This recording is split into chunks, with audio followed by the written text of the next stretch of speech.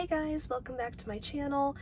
Tonight we're doing another episode of DoorDashing with the Tesla, and I'm actually doing DoorDash and Uber Eats at the same time.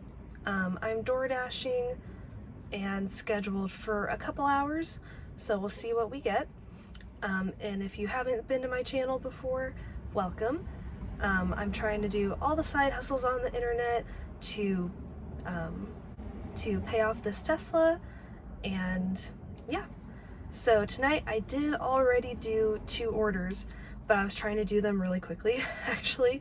So I was doing DoorDash and Uber Eats at the same time, like 2 orders at the same time, which is very sketchy because they have your location, and I have gotten notifications before like, you're headed in the wrong direction. If you don't go towards the customer or towards the pickup, then we'll cancel your order and you can get deactivated for it.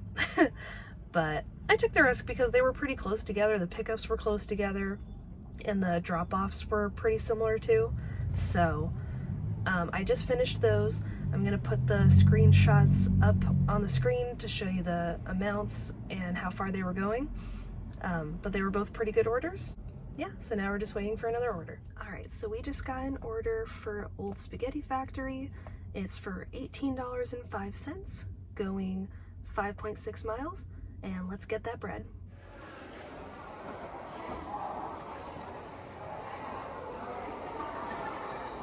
And then I have that order for Veronica. Okay, thank you.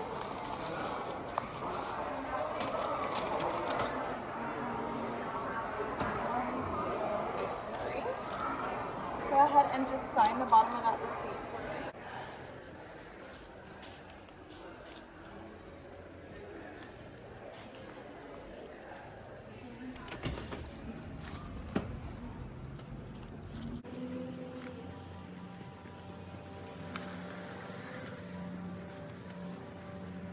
Alright, so we were able to drop off that order from the Spaghetti Factory, and we did just get this Uber Eats order for Jim Boy's Tacos.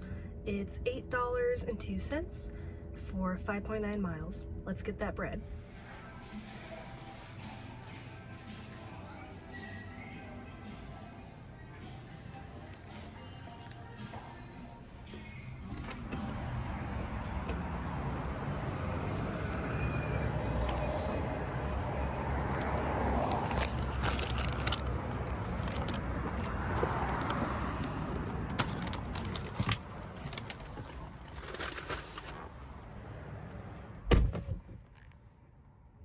Alright, so we were able to drop off that Jim Boy's Tacos order.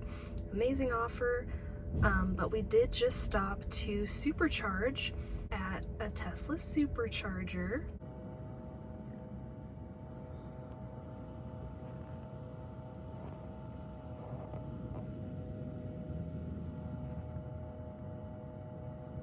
Charge it up! So here's what it looks like for us to supercharge. Sitting here with the screen, trying to get up to 80% because they say that you really shouldn't supercharge more than 80% at a time. So our last order at Jim Boy's, the drop-off was next to Costco. So I went to Costco. I got a smoothie and a slice of pizza because after delivering all this food, I was a little bit hungry. But as you can see, we're almost to 80%. And we can get back on the road. Alright, so we stayed on for like 30 more minutes, but I wasn't getting any offers, so I decided to call it. But our totals for the night on DoorDash, we only got 1 offer, and it says my active time was 45 minutes, total dash time 2 hours and 50 minutes, but I kept pausing it because I was getting like a lot of Uber Eats orders, so that was really good. And that was $12.75.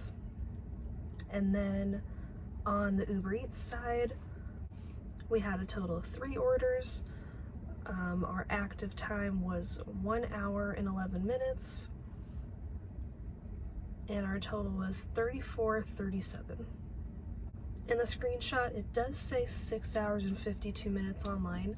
That's because I was trying to go on earlier and I wasn't getting any offers earlier too. So that's why it shows it like that, that I I just keep it on a lot of the time to just see if I'll get any offers, and it's okay. So in total for tonight, we made just under 50 bucks-ish. I didn't add it up. I'll add it up. But for roughly 2 hours of active time to make 50 bucks, that's pretty good. And that's with tips. And specifically, I want to do a video about California because all the Prop 22 stuff is really confusing. But with Prop 22 for this, they go based off of your net earnings with Uber or with DoorDash or whoever, because they do your minimum amount based off of earnings before tips. So on the Uber screenshot right here, it says net fare $12.53. So that price is if I didn't get any tips at all and I just did the orders, how much I would have made. And then it says tip $21.84. So on the Prop 22 side, the calculation is you are supposed to make 120% of the minimum wage in your area per hour, right? So on Uber it says active time an hour and 11 minutes, and I have to get 120% of the minimum wage. So even if the minimum wage is $16 here, it might have gone up to $17 January 1st. But that would be like 19-ish dollars an hour, $20 an hour. So based on that, and my net fare is $12.53 for a little over an hour, I would get an adjustment, is what they call it, of like $8 or $9 to bring it up to that $20 an hour, plus my tip money, because they said that tips are excluded. So I do really like that about the whole Prop 22 thing, and that's why the active time matters. That's why I keep saying active time, because they go based off of that. If it was just the time that you were online, then they'd be paying a hell of a lot of money for just people being on the app and being available to take orders.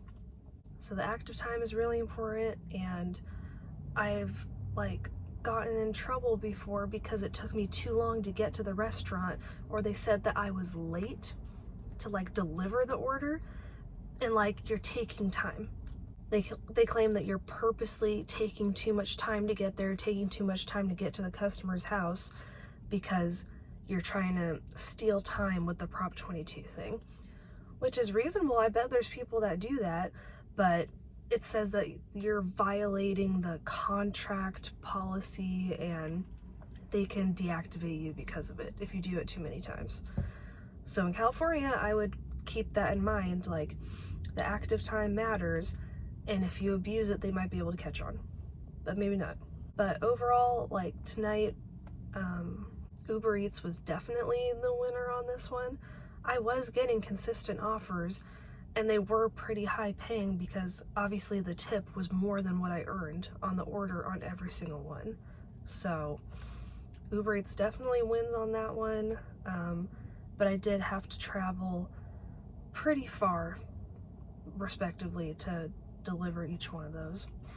Overall, I still think it was a good night. We did spend $3.82 on charging at the Tesla Supercharger, but that's the cost of doing business. I would have had to spend $10, $15 on gas or something, so, it's all relative, and I still think it's really fun, and I'm excited to see how this goes. So we did get that bread tonight, and I'll see you guys next time.